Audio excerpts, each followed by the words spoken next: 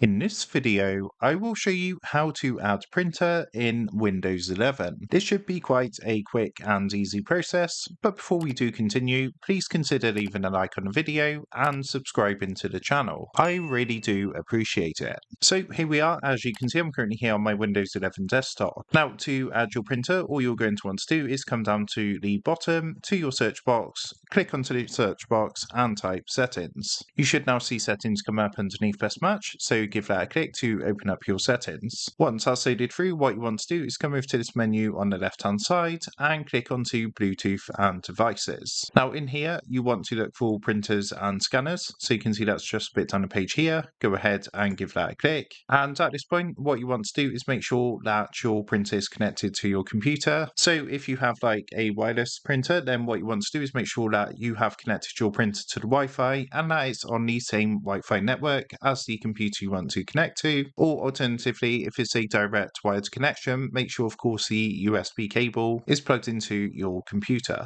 So now you're good to go. What you want to do on this page is come and click onto the blue add device button, and what it's going to do is start scanning for all the different printers. Once your printers come up, mine's actually wireless, it's through Wi-Fi, so what you want to do is click onto add device, and what it's going to do is connect to that printer. Now once that's done, to actually use your printer, all you need to do is load up a document or whatever you want to print. As an example, I've just loaded up a picture of my channel logo, and once you've got this, the shortcut to do this is Control and P on your keyboard. What that's going to do is load up a print preview page, and then you would just come down, click onto print. You can see at the top the printer is now showing up, this HP Envy, which is my printer, and then click the print button to print your documents and files. So that is how to add printer in Windows 11. With that being said, I hope this quick tutorial did help you out today. And if this did help you out, I would really appreciate it if you was to consider dropping down below the video, leaving a like,